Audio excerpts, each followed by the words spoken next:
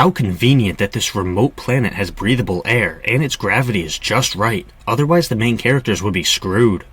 These fruits look like a cross between pomegranates and a red cabbage. This sin is for the episode not explaining what these are, how they taste, and their evolutionary history. Also, why are the villagers allowing the clones to stay with them? In the previous episode they demanded that Bly leave the village because they were afraid of his blaster, but now they're totally chill with the clones? What changed between the end of the last episode and now? Commander Bly, we've got company. Friendlies? Negative, sir. A droid ship. What are the odds that the Separatists would show up at the perfect time to make this storyline happen? Don't struggle. Something Donald Trump said to his victims on Epstein Island somehow makes it into the episode. What menace have you brought to our village now, Jedi? Why is he blaming the Jedi? Yeah, it goes along with his characterization, but still... You must leave before your enemies find you. But you'll need our help. You can't fight them alone. I know she's a child, but Ahsoka can't possibly be dumb enough to think that these pacifists are going to fight the droids. Yeah, they do end up fighting the droids at the end, but nuh-uh. I am General Lok Durd of the Separatist Alliance. Is the fact that his name sounds like Turd a coincidence? No, I don't think so either. I am Tiwat Ka, leader of this colony. What do You are now under the protection of the Separatist Alliance. I congratulate you on your good fortune. Is this a Star Wars-style metaphor for European colonialism? Yes it is. I might even be willing to remove a sin if the natives weren't designed to look like monkeys. Ransack this dung heap. That's racist. And if we are discovered, all of the lawmen will be slaughtered. Then why are y'all standing around watching? Get out of the village before they see you. There is no evidence of any weapons or Republic contraband, General. That took all of 2 minutes. What a lousy search effort. We will offer no resistance. Your species is smarter than you appear. That's racist. But now, thanks to you, we're safe to grovel before every petty tyrant who enters our system. You would mock our very way of life? The appeal to tradition fallacy. Will I remove a sin for realistically fallacious dialogue? No, I will not. Are you not concerned about the Jedi at all? I have no quarrel with the Jedi, but we cannot help them without being drawn into their war. Except you just did help them by healing Anakin. Has your philosophy changed in the past 10 minutes?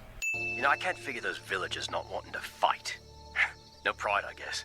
Rex has clearly never been to a Lerman Pride Parade. I am not gay. I have relationships with women and sex with men. And I got news for you. That means you're gay. Ahsoka's face looks like she just took a big bite of horse shit. So in the previous episode, both Bly and Rex were able to hit those puppy dog monsters in the eye with one shot, but now they can't hit the droid, which is much bigger than an eyeball? The clones aren't very consistent, I guess. I'm fine, just go! Chill out, dude. If Ayla ever looked at me like that, I'd be happy. Why the hell is the probe droid following the trails instead of rising above the grass and flying away? It could easily escape, but I guess it read the script. One sin removed for Ayla Secura being a calm and intelligent badass. Anakin couldn't even run through the trails earlier, but now he's climbing massive trees with no problem? What's his healing factor? Isn't it super weird that the Separatist outpost didn't see anything about the Republic ship when it crash landed? The size of this outpost implies that it's been on the planet for some time, and as such, it should have some kind of system for detecting ships that enter the atmosphere. We've seen such technology in the Star Wars universe before, so it's not asking too much. What are the odds that the Separatists would decide to test their new weapon exactly when the Jedi and clones are watching them? Today is a grand day for the Separatist cause. Is he giving a speech to an army of robots? What the hell is the point of that? A weapon which will destroy organic matter, but leave machines unharmed. Oh, I see. You needed a way to provide the audience with exposition, and you were too lazy to find a way to do it naturally. Stay down, boys. Something Padme said to Anakin and Rush Clovis on her wedding night somehow makes it into the script.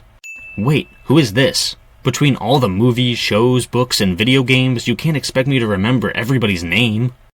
Look, I know that I already removed a sin for Ayla being a badass, but I've gotta do it again. That's some toy. Gross. Ahsoka's a child. I don't need to hear anything about her toys. It took out every living thing. The narration wasn't needed, Captain Obvious.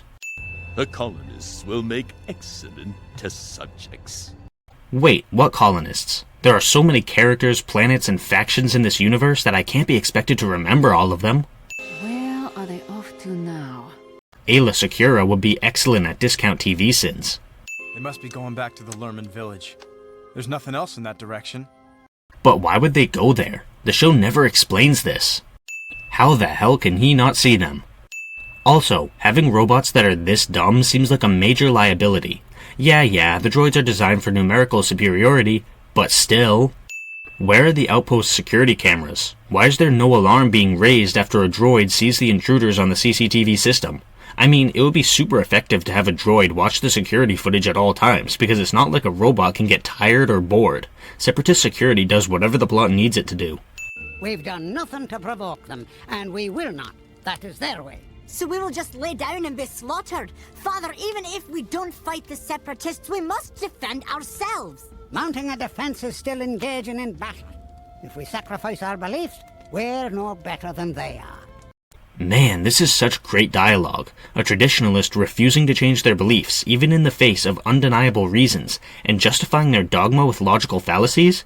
All of that is very realistic, but it's still a sin because I said so.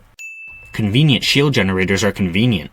When Count Dooku sees how successful my weapon is against civilian targets, I will no doubt be promoted to a more substantial position within the Alliance. So his motivation is advancing his career? Nuh-uh. Many others agree with me, but we were raised under a very strict code. We must respect it, even if we don't agree. Obvious exposition is obvious. You couldn't have written this any better. By Jedi. Yo, my guy Lok Durd dropping bars.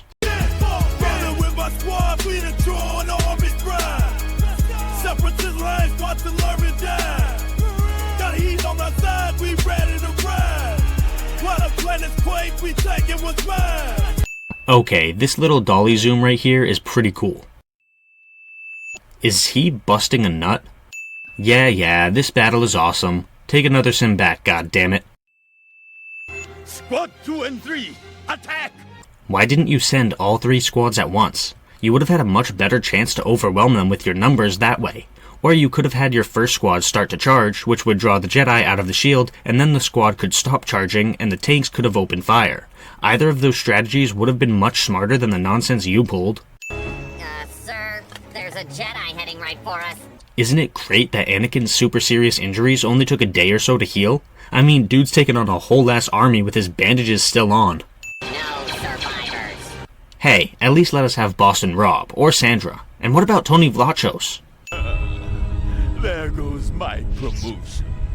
Lok Durd is the epitome of a lazily written Saturday morning cartoon villain. This low-rent bullshit somehow works. Perhaps we do owe you thanks. But I still wonder, at what cost?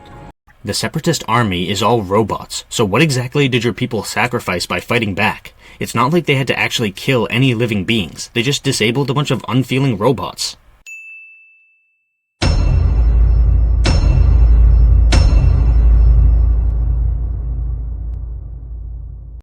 Don't fight for your king, and don't fight for his kingdoms. Don't fight for honor, don't fight for glory. Don't fight for riches because he won't get any.